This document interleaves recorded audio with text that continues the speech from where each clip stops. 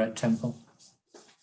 Om Adnanatimirandasya Jnananjanashaya Chakshurunmilitam Yena Tasmai Shri Guruve Shri Chaitanya Manobishtam Sthapitam Yena Bhutale Swayam Rupa Kada Mayam Dadati Swapadantikam Vandeham Shri Guru Shri Utapata Kamalam Shri Gurun Vaishnavamsya Shri Rupam Satrajadam Sahagana Raghunathanvitam Tam Sajivam Satvedam Swagadutam Harijana Sahitam Krishna Chaitanya Devam Shri Radha Krishna Padan Sahagana Lalita Shri Vishakhanvitam He Krishna Karuna Sindhu Deenabandhu Jagatpate Gopisha Gopika Kanta Radha Kanta Namostute Tapta Kanchana Gaurangi Radhe Vrindavaneshwari Vrishabhanusute Devi Pranamami Hari Priye Vanjakalpatarubhyasya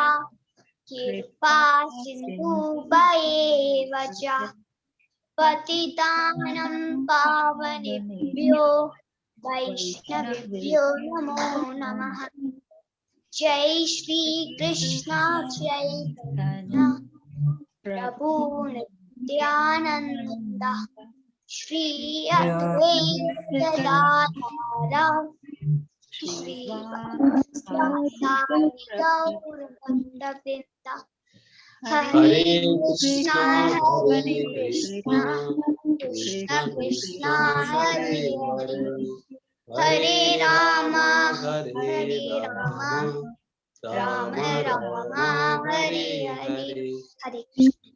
Hare Krishna. Thank you very much, Shashwin, for the wonderful Mangalacharan.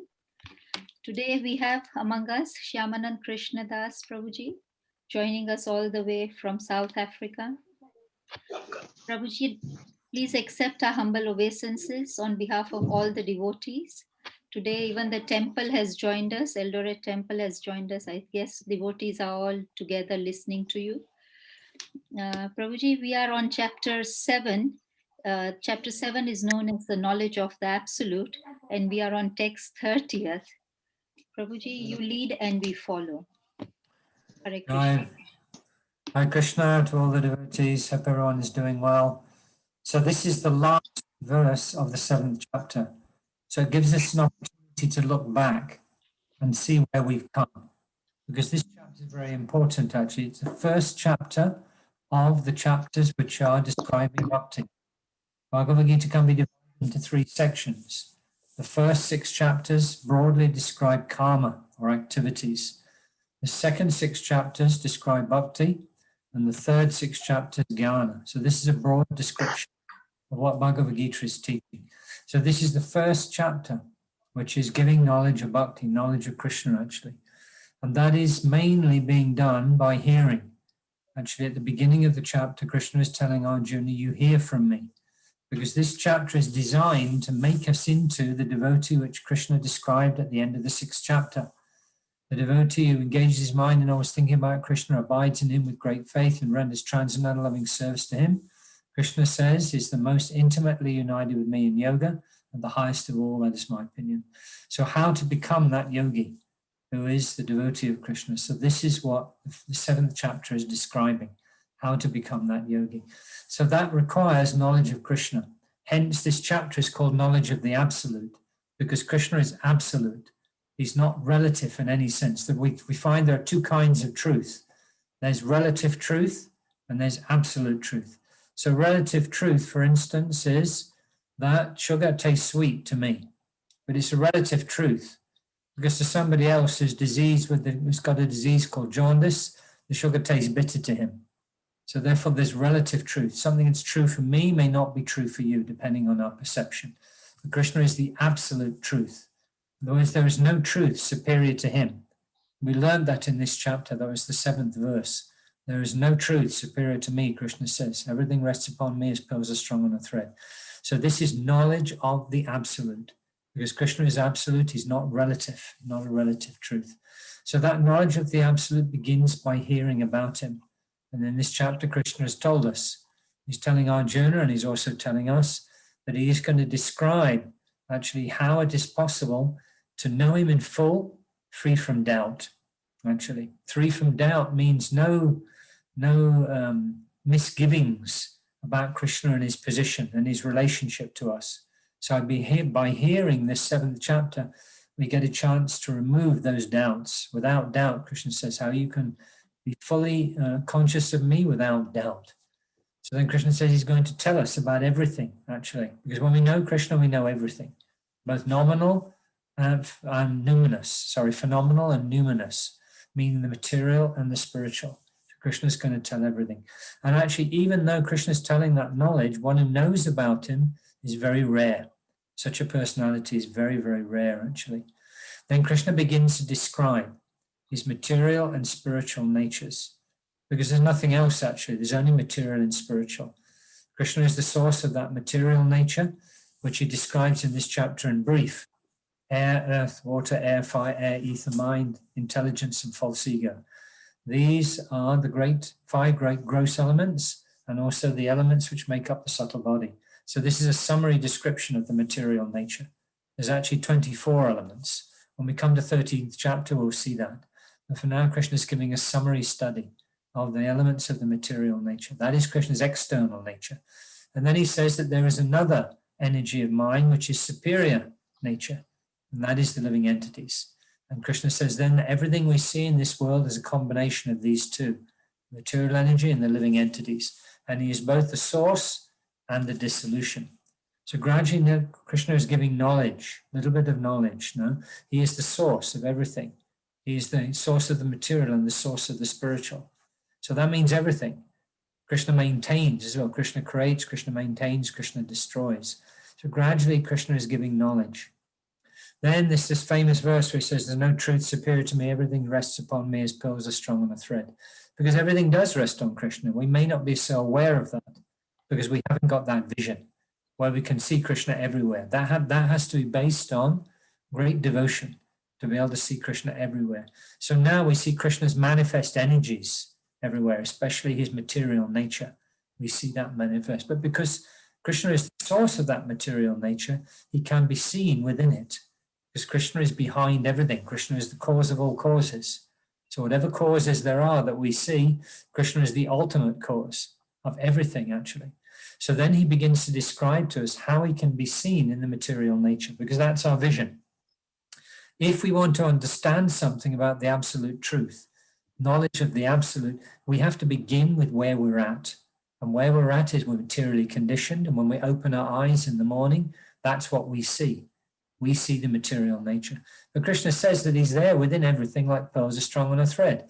So if we look a little deeper, if you take the pearl necklace and you stretch it a little bit, you can see the thread. Whereas normally when the lady is wearing it, you can't see the thread if it's a good string of pearls. But by just pulling it a little bit, you can see. So similarly, Krishna is giving us a way that we can look deeper into the material nature and we can see his presence. So for instance, he says the taste in water, the light of the sun and the moon, the syllable Om in the Vedic mantras, the ability in man. All these things we can see which are wonderful, but Krishna is the force behind it. Krishna's energies are driving that, the ability in man, the light of the sun and the moon, the taste in water, the original fragrance of the earth, the strength of the strong, which is devoid of passion and desire. Krishna is there within everything. So in these verses from 8 to 12, Krishna is giving us clues. How, if we look a little deeper into the material nature, we can see him, because Krishna, after all, is present everywhere.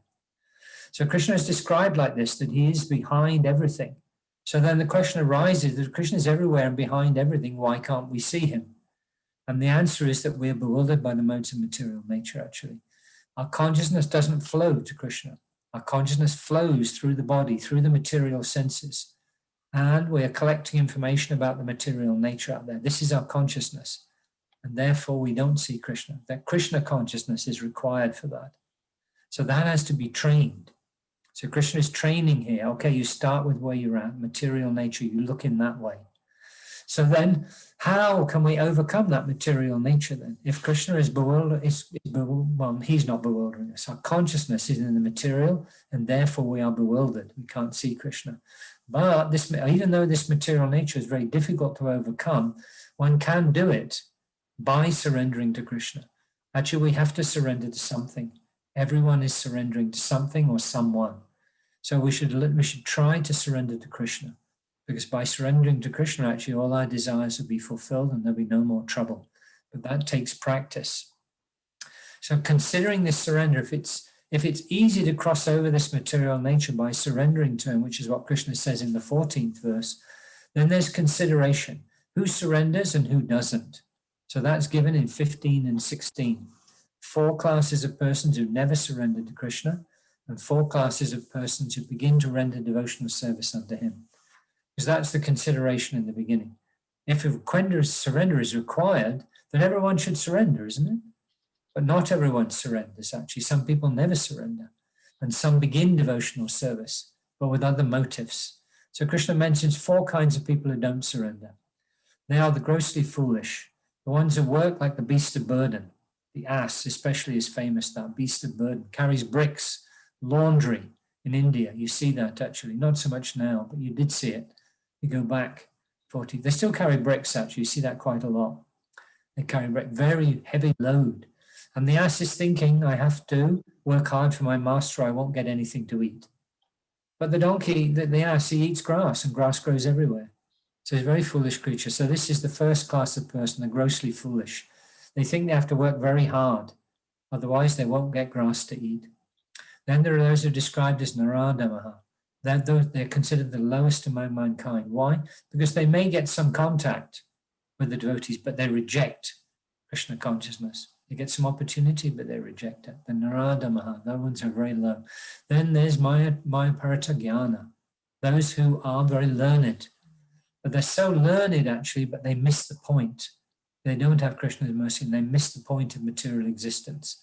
And then finally, there's Ashram Bhava Mashrita, the ones who take shelter of the atheistic nature of demons. They're comparatively rare. Mostly the population is innocent, actually. So these out-and-out demons who are atheistic themselves and they propagate atheistic understanding, they're comparatively rare. So these are the 4 kinds of persons who don't surrender. Then in the next verse, in 16, 4 kinds of persons who begin to render devotional service. Mostly they have another motive. They render devotional service, but they want something in return. So, well, 3 of them do, of these 4 that begin to render devotional service is mentioned. 3 of them want something. There is the one who wants relief from material distress. Like many of us approach Krishna in that way, actually. The material nature squeezes us. Therefore, we run to Krishna. If we're a little pious, we go to Krishna for help. So there are those who are materially distressed. Those who are in need of wealth. They're impoverished. They have responsibilities they can't meet. So those kinds of persons sometimes go to Krishna and also ask, you please give me some wealth. They begin to render service in exchange for wealth. Then there are those who are inquisitive. They want knowledge. Now, what are these devotees? What is this knowledge they're peddling? So they approach Krishna with that idea. They want knowledge about what's going on here. This seems to be a little different. And then there's the 4th class, the one who's called the Jnani. He is the one who actually wants knowledge of the Absolute. And if he gets that knowledge, actually becomes a very special kind of devotee, actually. And Krishna says that devotee is very, very dear to me. It's dear to me as my own self. But it takes many births to come to that platform. One who wants knowledge about the Absolute. And when the knowledge is complete, then he surrenders to Krishna. Bahunam Jamanamante. This is 19th verse. After many, many births, then that personality who's actually in knowledge of me and knows me to be the cause of all causes, he surrenders to me. And that soul is very rare. So then we come to discussion of those who surrender but they don't surrender to Krishna, they surrender to something else. So that is from 20 to 25. From the verses 20 to 23, the demigods are discussed because many people surrender to them. They want immediate results. They don't want to wait, for their desires to be purified. They want immediate results, and therefore they surrender to the demigods. And Krishna make their faith strong so they can worship that particular deity. But unfortunately, the fruits that they get from their surrender to the demigods are limited and temporary. And therefore, it's not a very intelligent proposal, actually. By surrendering to Krishna, we get permanent result, everlasting result. But by surrendering to the demigods, it's limited and temporary. And therefore, Krishna says it's not very intelligent. Then there's another class of persons who surrendered. They surrender to the impersonal. It's very popular these days, actually. But the impersonal aspect of the Lord is only one aspect, one particular aspect based on a particular kind of vision. Actually, in Srimad Bhagavatam, Sutta Goswami is describing how actually the Supreme Lord can be seen in different ways. He's one, but he can be seen in different ways according to the consciousness of the seer. So one is neophyte in understanding, just thinks that the Lord is impersonal. They think, well, I'm a person, I'm suffering so much, so the Lord can't be like that. He must be just an energy. So this is one understanding. So they think that's the all in all. They don't realize actually that beyond that is the super soul, who is the localized aspect of Krishna in the heart. And then there's Krishna Bhagavan, who is in his own transcendental abode. So they just think that the first stage is everything, and they go a little further. They say, this form of Krishna is actually Maya. It's not actually long lasting. It's just the Brahman covered by the mode of goodness, like that. So this is how they think. So they're not very intelligent, Krishna says. And not only that, but they deride me. He says, when I come in my form to this material world, as I am, Krishna can go anywhere, and his position as the Supreme Lord is never challenged, never compromised. But they say, no, he's just some powerful personality, or maybe some demigod, He's not really the Supreme Lord like that. And if he is, then he's just some illusory, some illusory thing which goes away after some time. So these are the two classes who surrender, but they don't surrender to Krishna, they're surrendered to something else. So then we come to the last section, which is what we're looking at now, which is basically the verses 26 to 30. Those are the verses we've just been looking at.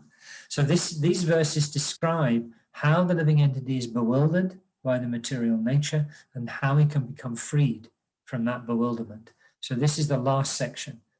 So it begins with the living entity is bewildered because he's born into the darkness of ignorance. Actually, even Lord Brahma is born into the darkness of ignorance. He appears on this lotus and he tries to find out what's going on. At least he's got some knowledge. He thinks, well, okay, let me go down the stem of this lotus and try and figure out what's at the bottom of it.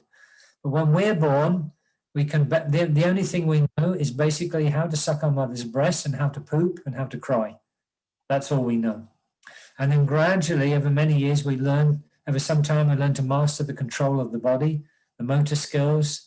We learn to see, we learn to move around, and gradually our intelligence has to be developed. You have to go to school for a very long time before you can really be a contributor to the society. So we're born into ignorance. Krishna is mentioning that. Bewildered by desires and hatred. Raga and Dvesha. I want this, Raga, I want these things, and Dvesha, I don't want these things. Pairs of dualities, hot and cold, good and bad, fame and infamy. We are bewildered by those because they're things of the material world. So this is how the living entity is bewildered when he comes into this world. So I'm just going to quickly look back over those verses because when we come to verse 30, there's connection especially. There's connection with the whole chapter, but especially these verses 26 at the end of the chapter, there's strong connection. So 26, I just precede. Krishna is saying that he's different from those living entities. No? He's the Supreme Personality of Godhead. He knows everything.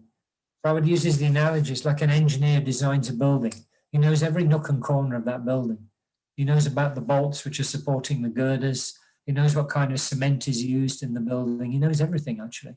So Krishna is like that. He knows everything about his creation. He knows everything past, present, and future. Because past, present, and future is a material world consideration. You don't find that in the spiritual world. And Krishna is separate from this material nature. Krishna is always spiritual in all circumstances and never covered by this material nature. So he knows everything, past, present, and future. And also he knows all living entities. Why? Because he's in the heart. So he knows everything about every living entity, past, present, and future. It's pretty amazing when you think of Krishna like that, actually. But Krishna says, me, no one knows. No one knows Krishna, actually. In this material world, that's how it is mostly. The vast majority of living entities don't know anything about Krishna. So this is Krishna's position. Then we come to this verse. So Skyna Bharata conquered the foe. All living entities are born into delusion. We don't know what's what.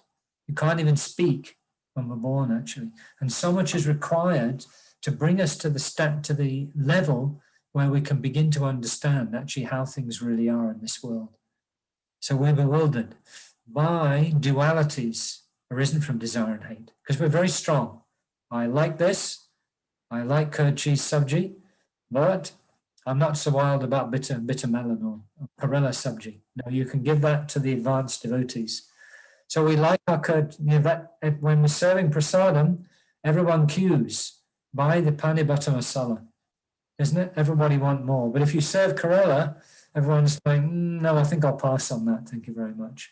We're very strong in our likes and our dislikes. And that's actually the problem. That is how the material nature captures us.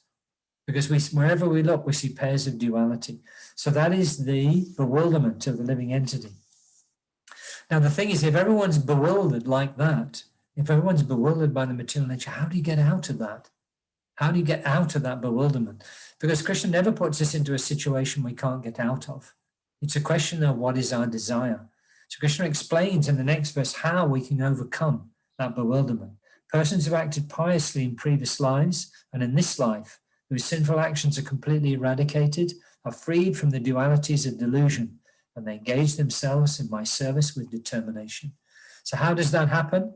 You acquire something called punya kamana, by performing activities which are pious.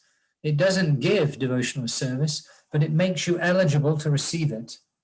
Because as we all know, if you go to the Sunday feast and you're looking for someone to preach to, you're looking for someone who's a pious living entity, who likes the devotees, who like the kirtan, they like the deity, they're little interested, they sit down, they want to talk to. It's pious personality, actually.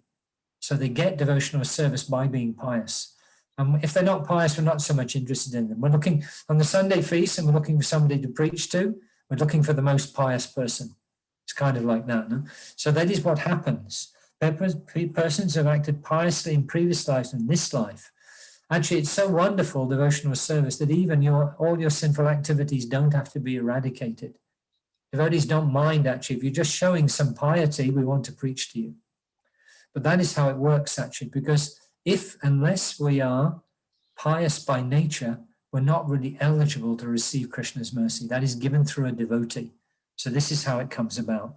They're freed from dualities of delusion and engage themselves in my service of determination. That will happen if we help that person. That will actually happen if we help that person. But one who's freed from sin completely can engage in it naturally. But not many of us are like that. We have to be helped, actually. So when we contact someone in the Sunday feast and we sit down and talk to them, we should stay in touch with that person and help them to become a devotee, just like we were helped.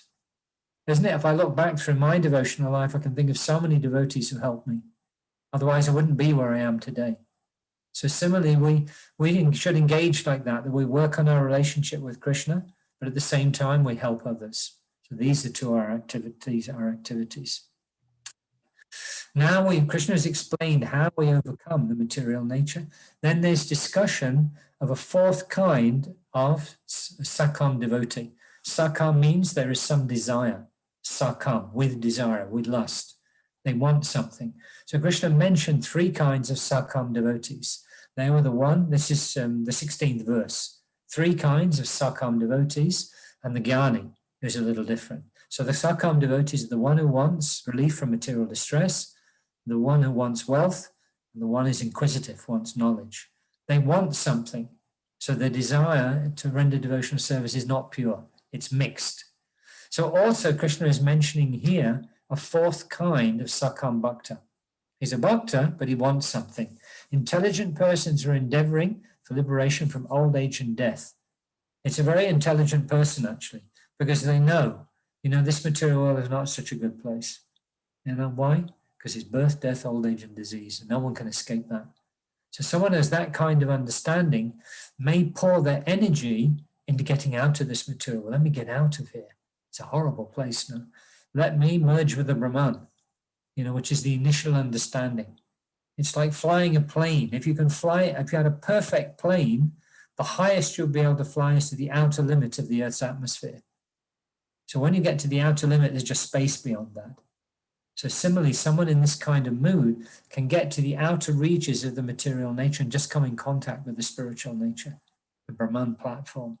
So this is a fourth kind of Sakam Bhakta. A Bhakta, but he wants something. He wants liberation from this material world. So this kind of person, when they become very expert, Krishna is saying, they take refuge in me in devotional service. But again, it's mixed. It's not perfect. They want something. They are actually Brahman, because we are Brahman, actually, in one sense. We're spiritual in nature. Krishna is also Brahman. So everything, actually, anything which is sentient is Brahman. Even the material nature is Brahman. It's just transformed. So everything is Brahman. So when we come to this platform of working towards liberation from birth, death, old age, and disease, we become as good as Brahman, because we have uncovered what we really are. So Krishna is saying they know everything about transcendental activities. And especially in this verse, three things are mentioned. You know? First of all, karma is mentioned, because this personality knows everything about transcendental activities, how to act. Now we learned that in the fourth chapter. First kind, what kinds of activities are there? Well, there's karma, akarma, and vikarma. So when we know that, then this kind of person who's a Mishra Bhakta, he wants liberation, but he knows actually about akarmic activity and karmic activity and vikarmic activity. Therefore, he does the right thing. And then also they know their own nature, the adhyatma, the nature of the living entity. The nature of the living entity is Brahman. Actually, that's its real nature. We think we're the body, but we're not actually. We're actually Brahman. We're spiritual in nature. And then also the adhyatma, the karma. And what have I missed?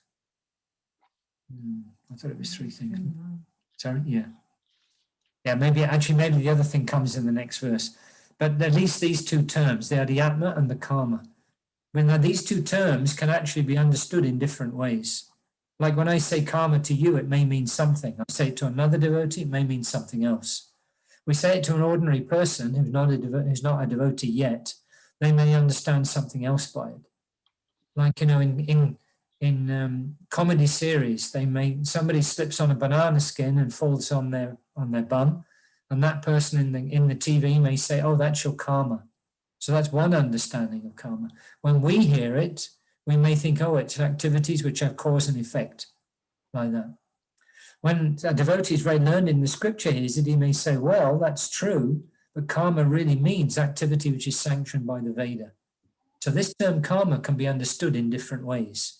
So we should remember that, because Arjuna is thinking like that. What does this term really mean?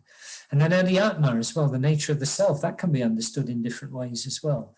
What is the nature of the self, actually? Sometimes that word atma can be translated to mean the spirit soul. That's usually the way devotees understand it, but it can mean the body. It can mean the mind even, actually, because that is another understanding of self. The Atma means the self. So these words can be understood in different ways. So this is something to bear in mind. Now we come to this 30th verse.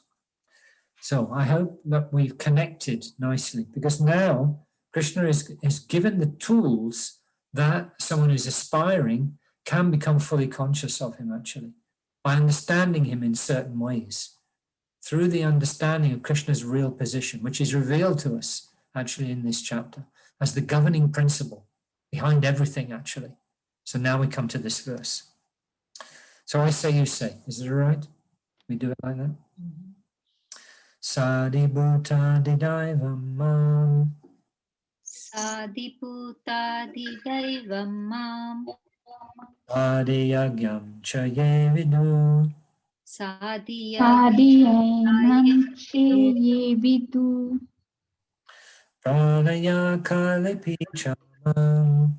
Prayana kalipi chamam.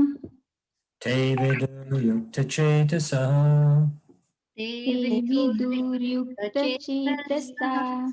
So this is 30th verse. Prabhupada gives word for word meaning so that we can enter deeply into the understanding of the verse.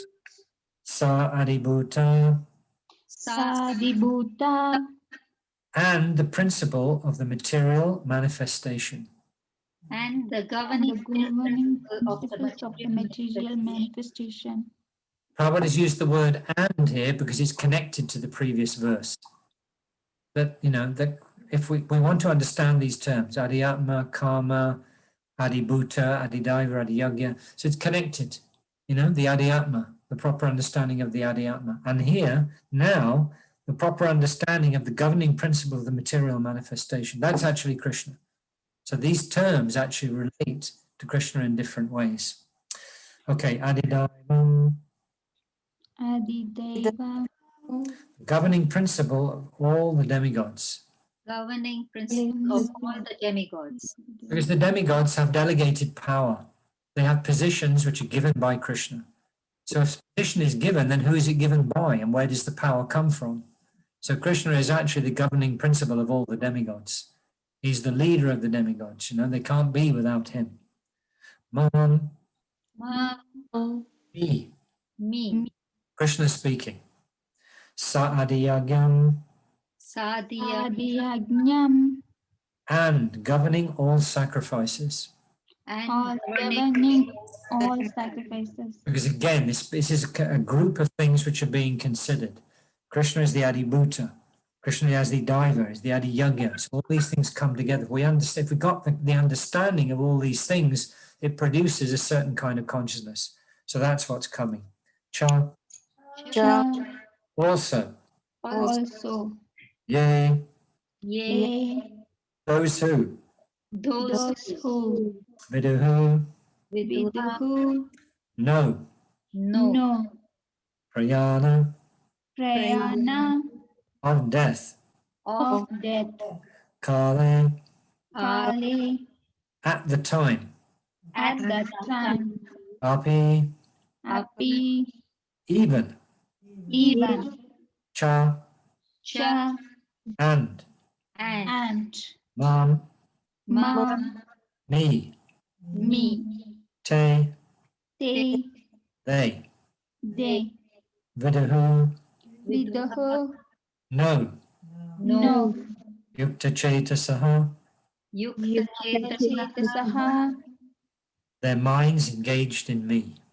Their minds engaged in me. So taking these word for word meanings and rendering the translation, Prabhupada writes, those in full consciousness of me, who know me, the Supreme Lord, to be the governing principle of the material manifestation of the demigods and all methods of sacrifice, can understand and know me, the Supreme Personality of Godhead, even at the time of death.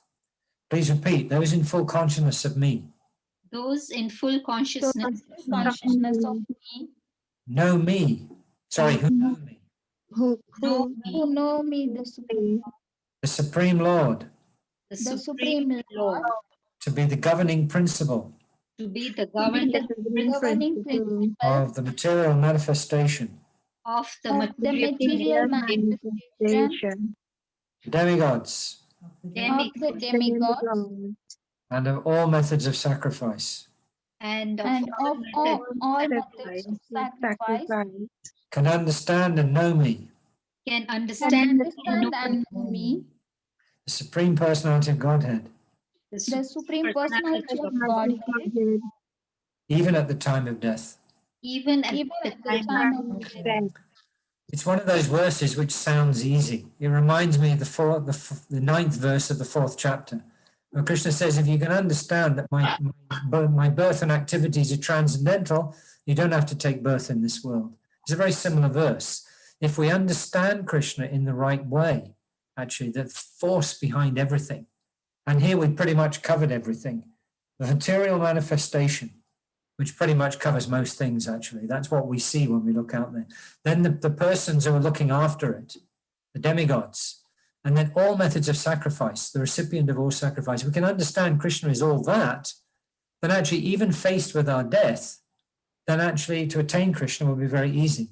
Can understand and know Krishna and get him, even at the time of death. Because there's nothing more scary than that. There's nothing more difficult to face than our death, actually. Which arguably is the hardest thing, that we will ever come across, to face our death when we're kicked out of this body. But Krishna is saying here, if we understand him in the right way, we can attain him, because we're born into delusion. So Krishna is saying, look, this is how you can attain me, if you understand who I am, actually. So, but to understand who Krishna is, we need to study that. And that is what Krishna is telling us in Bhagavad Gita. So it sounds very simple, but unfortunately in practice it's not quite that simple, but you get the idea now. So this is how the living entity gets freedom from the material nature. And of course it's very poignant for Arjuna, because Arjuna is about to fight the battle. So what is he facing potentially? Potentially facing his own death. Actually, that's what the battle is like. One wrong move on the part of Arjuna and he could be killed. Easily, actually. Of course, Krishna would never allow that to happen to him. But potentially, Arjuna is faced with not only a very difficult situation to fight the battle, but one wrong move and he could be dead. So Krishna is telling him, look, even in the most difficult circumstance, if you know me like this, as the governing principle of the material manifestation, the demigods and all methods of sacrifice, then actually you can attain me at the time of death. So easy. No? You can know me, and even faced with your death, you can attain me like that. So it's a very nice verse. This is the conclusion of what Krishna has established in the 7th chapter. If we understand Krishna is behind everything, just as pearls are strung on a thread, and that requires practice to see like that all the time. Right now we see that a little bit, when we read the Bhagavad Gita verse, or when someone senior is giving class and they say, Krishna is behind everything, and we go, yes, Prabhu, or yes, Mataji.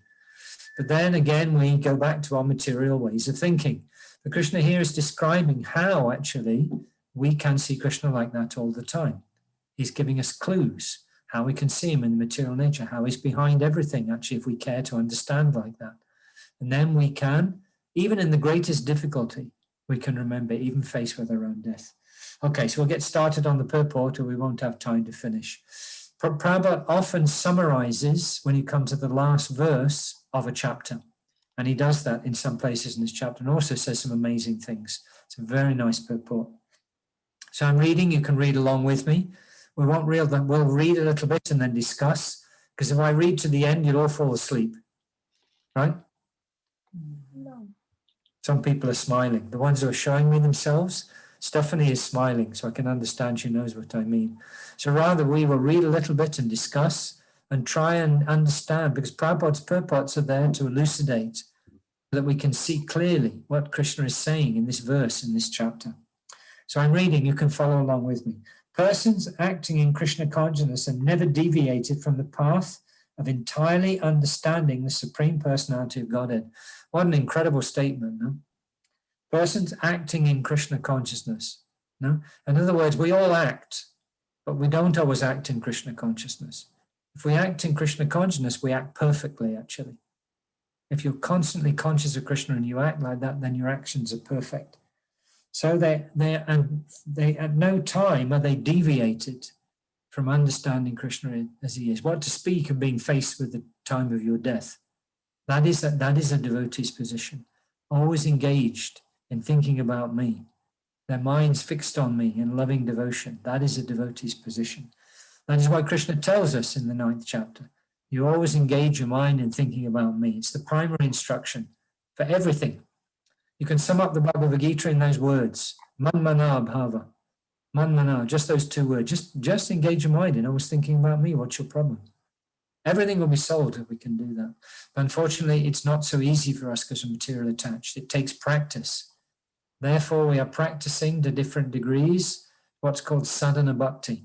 We're practicing being a devotee, practicing thinking of Krishna, hearing about Krishna, chanting about Krishna, remembering Krishna's lotus feet, etc., etc. Practice. But for one who's established, it's very easy. They're always conscious of Krishna. Persons acting in Krishna consciousness have never deviated from the path of entirely understanding the Supreme Personality of Godhead. In the transcendental association of Krishna consciousness, one can understand how the Supreme Lord is the governing principle of the material manifestation and even of the demigods. Notice Prabhupada puts it in that way. Even the demigods, because from our vision, they look like incredibly powerful personalities who can do things we could only dream of. So, we think like they're such powerful personalities. So Prabhupada therefore puts emphasis to show that Krishna is the governing principle of them by using the word even. Okay, Krishna may be the governing principle of the material manifestation, but even the demigods, who look so powerful from our perspective. So from that, you can understand just how great Krishna is. 330 million administrative demigods in any universe to tree scroll. 330 million. It's a lot of demigods. And Krishna is the controller of the lot of them, actually, governing principle behind the demigods. Gradually, by such transcendental association, the association of Krishna consciousness, it's an association. In the beginning, our consciousness is material. But then we hear about these devotees and we develop a little faith. We hear different things or we see them or something happens like that. Then the next thing you know, we want to mix with them. And our faith grows more from hearing about them. So this is what happens. It's a gradual process. In the beginning, we're not Krishna conscious at all. But by taking up the practice, by mixing with the devotees, by getting a little serious, by getting initiated, by performance of devotional service under the guidance of the spiritual master, gradually our Krishna consciousness increases. We want it to come to the level where it's complete. This is why Prabhupada is saying it in the transcendental association of Krishna consciousness. One can understand step by step. So this is our goal. We have to develop that transcendental Krishna consciousness by degrees, step by step. That is our sadhana bhaktis. That is our practice. Gradually, such transcendental association, by the association of Krishna consciousness, one becomes convinced of the Supreme Personality of Godhead. It's like there's a famous conversation, a room conversation between Prabhupada and some of his disciples.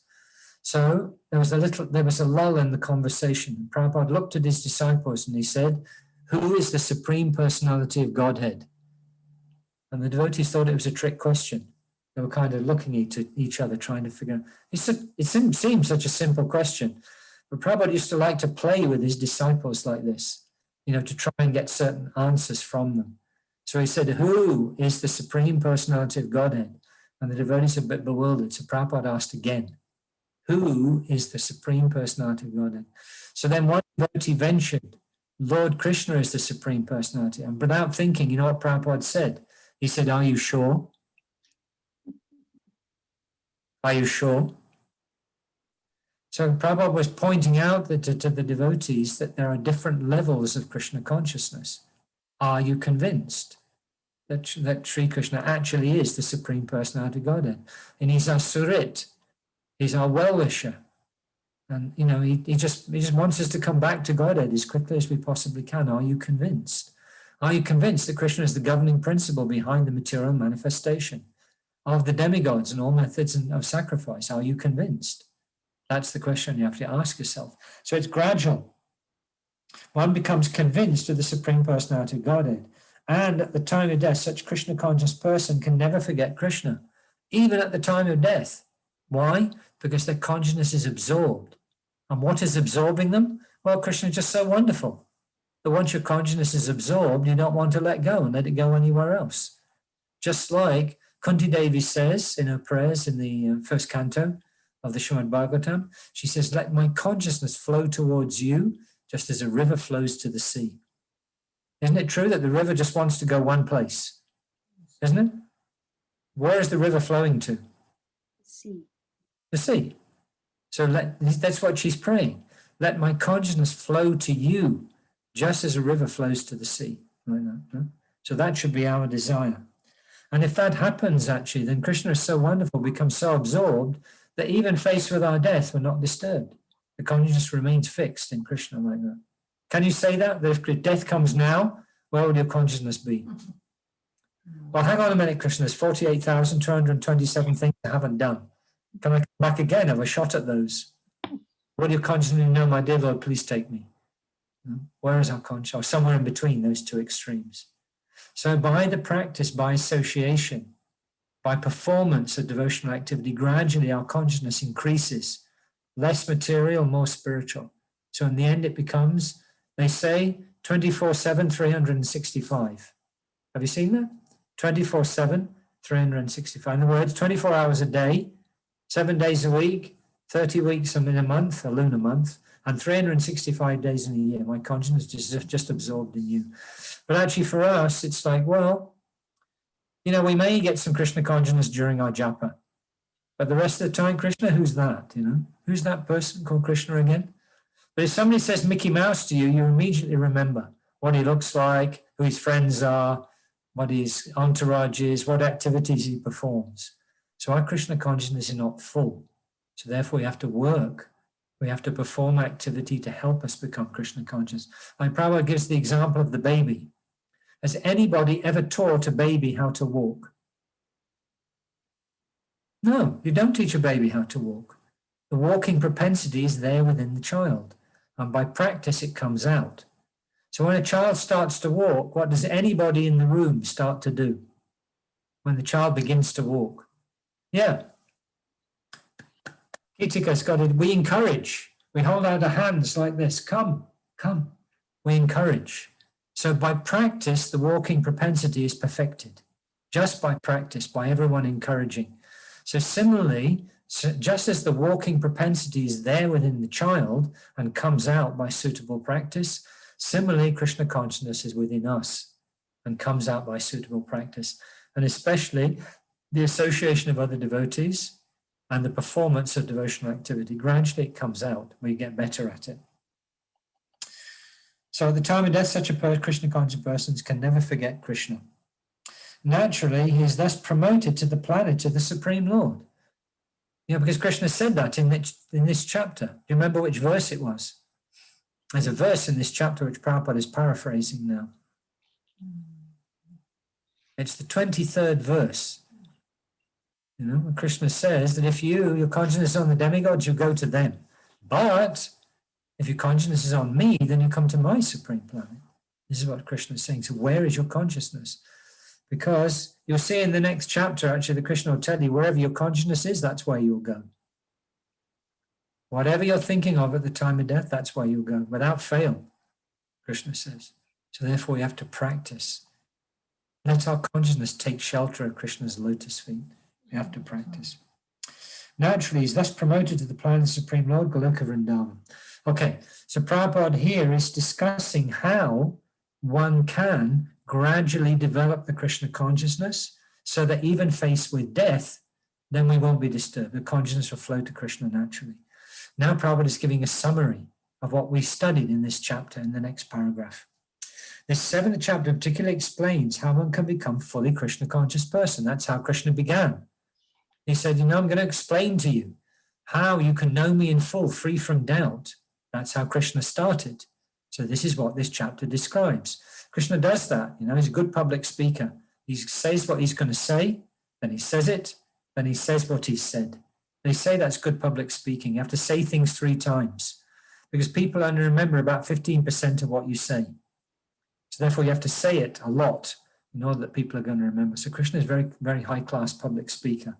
So he tells you what he's going to say, and he says it, and then he tells you what he said, just to make sure we get it.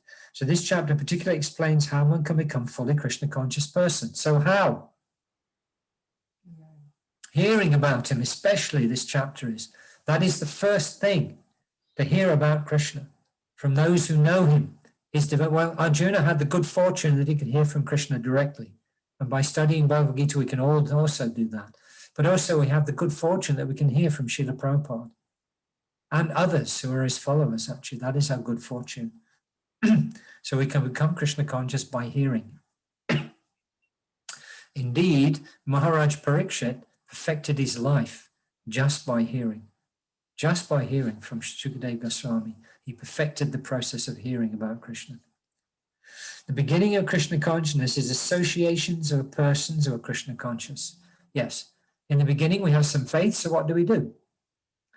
These devotees look like nice characters. Let's go to the Sunday feast, so let's talk to them and ask them questions over prasadam. Because there's something interesting about these devotees. Something is going on here which I want to find out about. So the beginning of Krishna consciousness is association of persons who are Krishna conscious. Otherwise, how are you going to get it unless you associate with persons who already have it? Such association is spiritual. The association of devotees is extremely important because it's spiritual, it's not material. It's Krishna's internal potency. So if we stay in the association of devotees, we'll always be safe. And we'll always learn more about how to become fully Krishna conscious. So the association of devotees is very, very important. You should never forget that. Such association is spiritual and put ones directly in touch with the Supreme Lord. Yes, because they're the Lord's devotees. So if we want to know anything, best ask the Lord devotees. Says Krishna in Bhagavad Gita, don't say so much. If we want to know about Krishna, we go to his devotees, actually. That's Srimad Bhagavatam especially. Such association is spiritual and put ones directly in touch with the Supreme Lord. And by his grace, when you show willing, when you want to be with the devotees and you want to hear, and Krishna's like, okay, this one is on the path, then he reveals in the heart gradually more and more. That is by Krishna's grace. Don't think we do it, because it's not like that. Krishna sees your paltry little efforts to become a devotee and he thinks, okay, I think we'll reveal a thing or two to this devotee. So it's on the basis of revelation.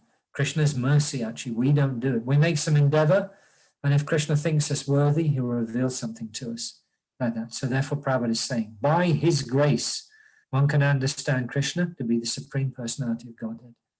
If you make an endeavor, if you're kind to the devotees, you try to help them, you don't, you go back for more when they say, if anyone wants more prasadam, you can come. Like that. We behave nicely in the association. We try to learn from them.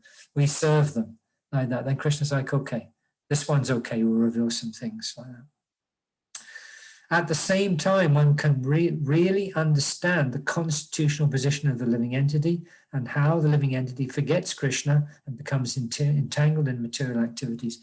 Gradually, as we become Krishna conscious, we can understand that for ourselves. Not just when the glass giver tells us we get it, but we can understand for ourselves. Yes, I can see that actually how I become entangled in this material nature. How when my consciousness flows to the material consciousness, my Krishna consciousness gets less. And when I try to hear and serve the devotees and perform, then my consciousness of Krishna gets more. You can see it for yourself, actually. You actually see it happening. That's what Prabhupada's pointing out. So we become entangled in material activities by gradual development of Krishna consciousness in good association. That's very important. That the Krishna consciousness must be developed in the association of devotees. On your own, what will you be able to do? You'll just speculate about everything. But in the association of devotees can develop very quickly, actually, very nicely. So therefore, Prabhupada emphasizes this in many places, that we have to perform devotional service in the association of devotees. The living entity can understand that due to forgetfulness of Krishna is becoming conditioned by the lords of material nature. That's what's happened to us. We can see it gradually by the performance. Because, this devotional service is not an external thing. That we perform it and after some time we may get the reward. No, this process is pratyakshavagamam damyam. It's the perfection of religion. Why? Because you can see the results in front of your eyes. You can actually see for yourself what's happening to you day by day, week by week, how you're becoming Krishna conscious. So we can actually see for ourselves how we're forgetful due to contact with the material nature. He can also understand that this human form of life is an opportunity to regain Krishna consciousness and that it should be fully utilized to attain the causeless mercy of the Supreme Lord. Of course, Prabhupada is preaching to us from the highest platform. In the beginning, it may not be full, but we have to work towards that little by little. Therefore, we call it sadhana bhakti. Sadhana means practice, that we start with whatever we've got and we can owe the rest. You can give whatever you have, and you can owe the rest as you develop. So that is our position. We need to develop it. If we're little convinced, then Prabhupada is saying you should pour your life into it. One of our initiating sannyasis, personality called Devamrita Swami, you may have heard of him or seen him or heard from him if you're lucky. So he actually says that, the minimum we should do as devotees is whatever we poured into our material life, we should at least do that amount in our spiritual life. Whatever we've done materially. Because whatever we've done materially is temporary in nature. So we can at least do that amount to develop our Krishna consciousness now. And if we're not convinced, just stick around with the devotees, hear from them, read Prabhupada's books a little bit, do something, do some service. Gradually, you'll come to this platform where you want to put more and more of your energy. Not that we neglect our duties, like Arjuna didn't neglect his duty. He wanted to. He told Krishna, I don't want to fight this battle. But afterwards, after hearing from Krishna, perform your duty and think of me, Arjuna said, fine, I'll do it. So we shouldn't neglect our duty, but at the same time, we should think of Krishna while we're doing it. So this is our goal to develop. So that if we get that understanding, we'll come to that one day. You know what? More and more and more, I should try to engage everything in Krishna consciousness in the service of the Lord. Okay, so now Prabhupada's teasing out main points. We've had a summary of the chapter and some of the conclusions we can draw from it. And now he's teasing out main points. Many subjects have been discussed in this chapter. True? Prabhupada's going to give a précis of that now. The man in distress, that was the one that was, approaching Krishna, one of the ones who sometimes begins to render devotional service. The inquisitive man, he was another one, Mishra Bhakta, who approaches the Lord when he wants something. The man in want of material necessities, also a Mishra Bhakta. Lost my place now. Knowledge of Brahman, knowledge of Paramatma. These things have also been discussed in this chapter. Liberation from birth, death, and diseases. That was in the last verse. One who's endeavoring for liberation from these things. And who worship the Supreme Lord. Those who worship. So these things, this is a kind of quick précis of everything that's been discussed in this chapter. However, Prabhupada's drawing conclusion. He who is actually elevated in Krishna consciousness does not care for the different processes. Because we shouldn't mess about. We shouldn't bother with all these things, wanting something from Krishna, and therefore we may do a little bit of devotional service as a business deal. No, Prabhupada's saying actually, if you've understood, then actually the best thing is just to execute devotional service. What is the need of anything else? Because it'll very quickly bring you to the topmost conclusion. However, he who is actually elevated in Krishna consciousness does not care for different processes. He knows all I have to do is act in service of Krishna in Krishna consciousness, and everything will be done. In such a situation, he takes pleasure in hearing and glorifying the Supreme Lord in pure devotional service. We'll come to that in the 10th chapter, where Krishna actually says that my pure devotees, they like to converse about me and engage in enlightening one another about me. And through that process, they enjoy actually unlimited transcendental bliss. So that's coming in the 10th chapter. He is convinced that his doing so, all his objectives will be fulfilled. Actually, that's the definition of faith. It's actually the definition of faith. That if I perform my duties as laid down by Srila Prabhupada and his followers, then actually everything is done. Everything in my life will be done if I just follow the process of Krishna consciousness. It's a definition of, you'll find that in the Madhya Leela of the Chaitanya Charitamrita.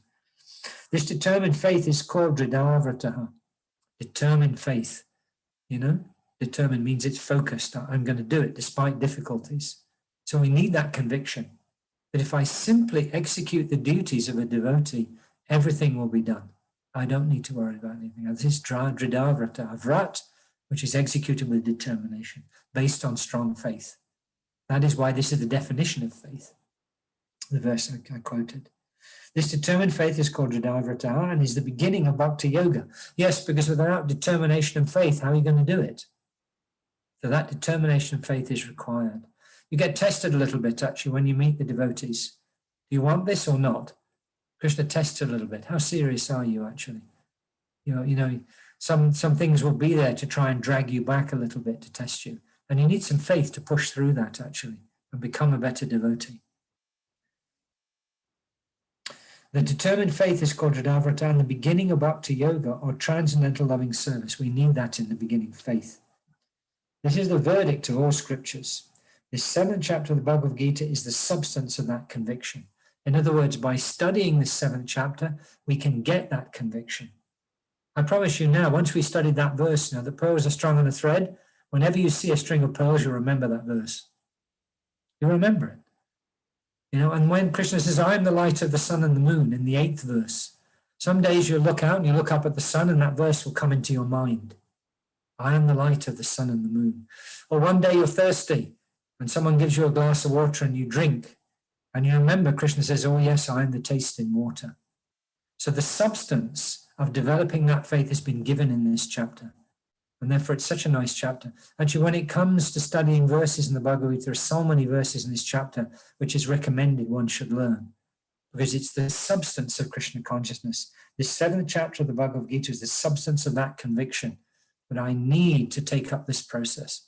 By hearing about Krishna, we develop that faith and that determination.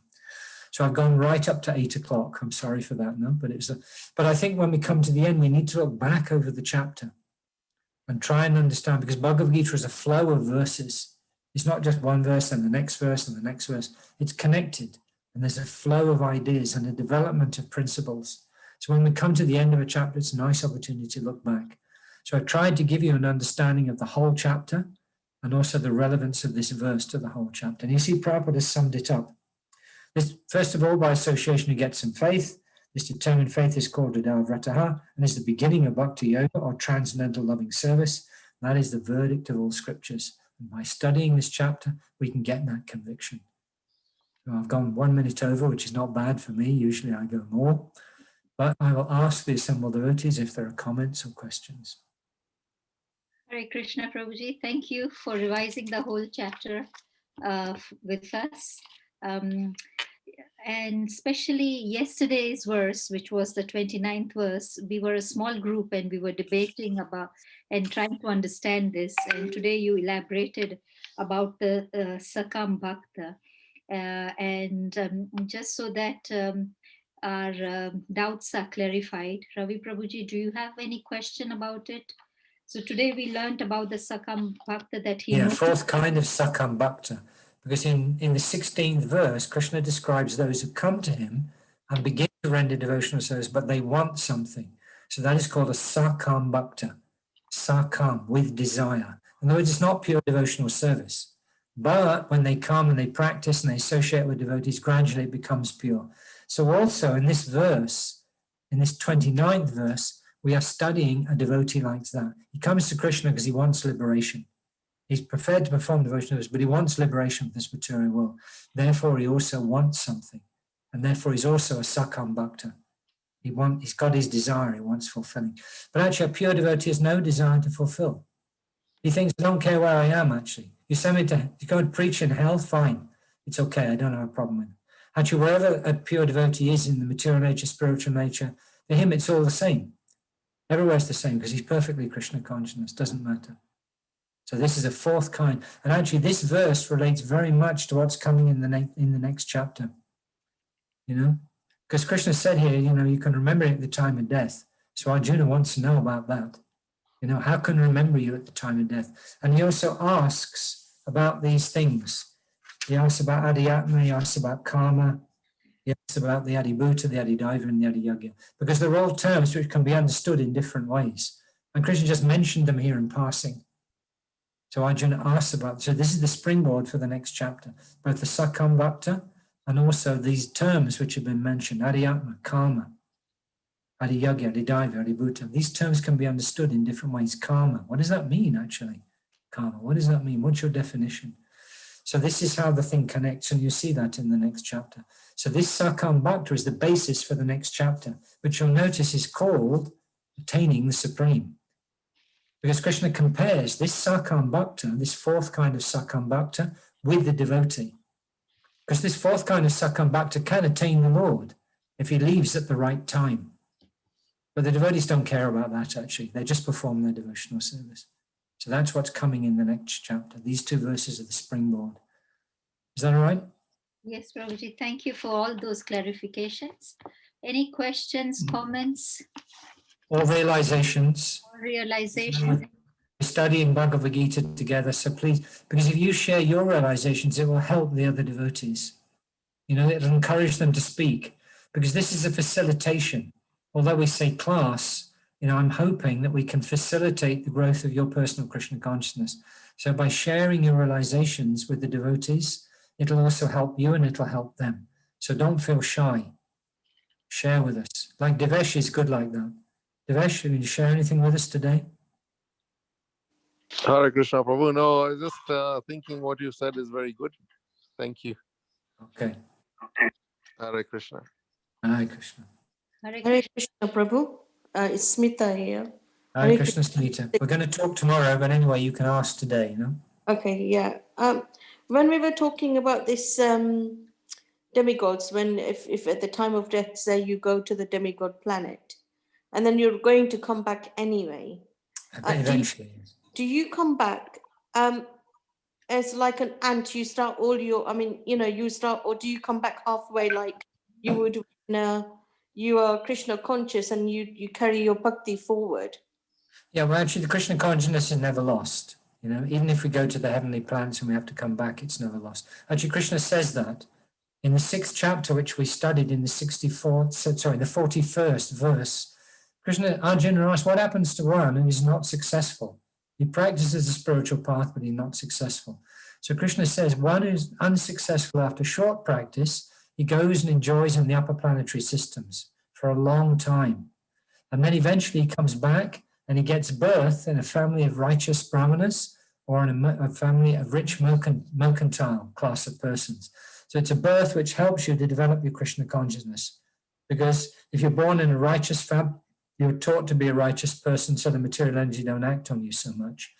You come back in a rich family, the same thing is true. It's an opportunity to develop your Krishna consciousness more. So when we come back, we don't go to ant.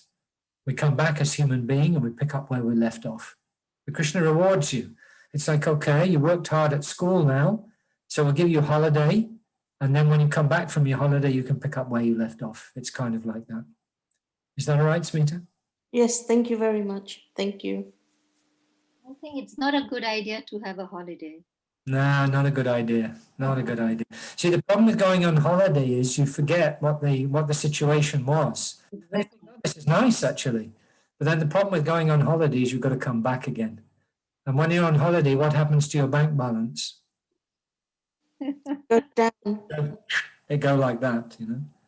You work like an ass for 50 weeks of the year, so you can only enjoy for 2 weeks of the year. And after those 2 weeks, you have to come back and work like an ass again. So it's not a very intelligent proposal, actually. Rather, and this is what Krishna is saying, those of small knowledge, small intelligence, Alpa Medasam, they worship the demigods. They don't realize the fruits are limited and temporary. If we're going to work for something, let's work for something which is permanent. Let's work for our Krishna consciousness. Let's put some energy into that so we can get out in this lifetime. No more trouble. Thank you very much. Is that right, Smita?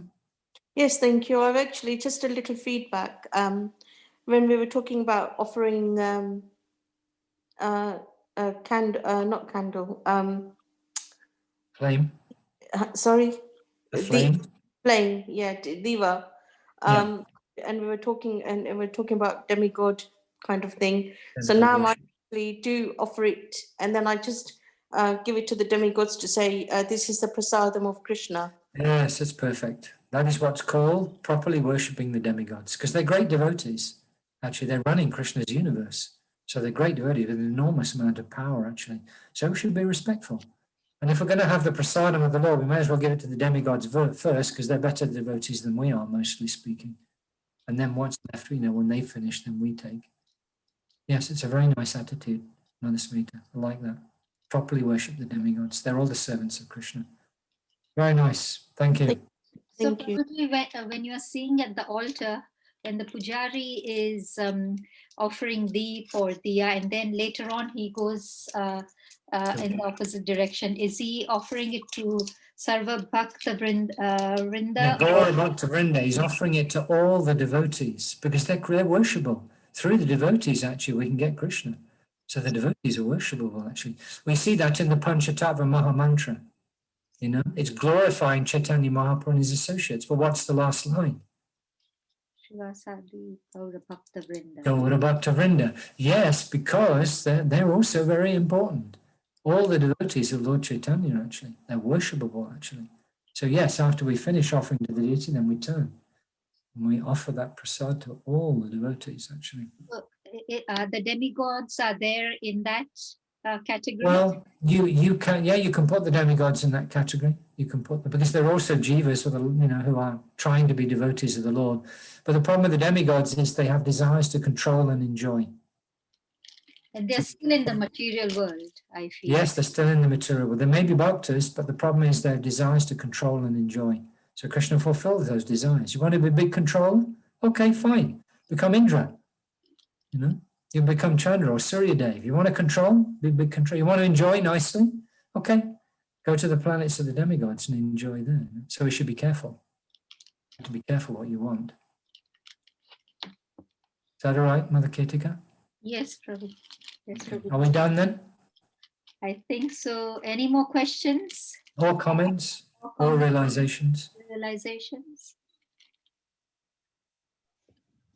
Kumar Prabhuji, you have muted. Kumar is going to share something with us. Yes, Hare Krishna, Prabhuji. Prabhuji, chapter number 7, text 25. The Bhishma proclaimed Krishna as a supreme God. In chapter number, text number 26, God said, "No one knows me." Yeah, Krishna says, no one knows me. So kindly explain. Knows me. You see, in chapter number 25, Bhishma is proclaimed Krishna as a supreme God. But the next test, Krishna, God said, "No one means about me." Yeah, because it's a general statement. It's a general statement. When you think about all the human beings on this planet, how many of them know that Krishna is the Supreme Personality of Godhead and know him properly? How many? Not many. Not many. So it's a broad statement. But Bhishma is a special personality. He's actually described as one of the Mahajans. There are 12 Mahajans, and Bhishma Dev is one of them. And why he was on the other side in the battle of Kurukshetra is because that is his expression of his relationship with Krishna. His relationship with Krishna is based on chivalry. So to have a relationship based on chivalry, you've got to fight, isn't it? So Krishna arranged that he's on that side so that he can have his relationship with Krishna. He liked to fight with Krishna. He made a promise, actually. After the 5 arrows were taken away, he promised, he said, I'm going to make Krishna break his promise tomorrow. I'm going to make him break. So he knows very well who Krishna is. And the other thing we should remember is in these leelas, everyone's playing a role. Krishna's devotees are playing roles in order that the whole thing gets done nicely. So when Krishna says no one, he means a broad statement. It doesn't mean his devotees know him, actually, especially his pure devotees. But the general populace, no one knows. So the statement is made in that kind of mood. I know all living entities, the billions and billions and billions of them. But out of all that lot, how many are devotees? So this is why he makes that statement. Is that all right, Kumar? Okay, we should probably dissolve. I've taken 15 minutes more time than I should, probably. Okay, Prabhuji. Divyesh Prabhuji, are you there? Hare Krishna, Mataji. Hare Krishna Prabhuji, can you end the session? We Sure. end. Sorry. Yeah, we end with the Mahamantra and glorifying Prabhuji, please. Sure. Can everyone please unmute and raise your hands and chant the mantra, please? Hare Hare Krishna, Krishna, Krishna Krishna, Hare Hare. Hare Rama, Hare Rama Rama. Rama Rama, Hare. Prabhupada ki jai. Jai. I'd also like to say thank you to Shyamananda Prabhu. Hare Krishna to you. Thank you very, very much for today's lecture. Hari Bol. You're welcome. Thank you Hare very much. Krishna. Gaur Bhakta Vrinda ki jai. Jai.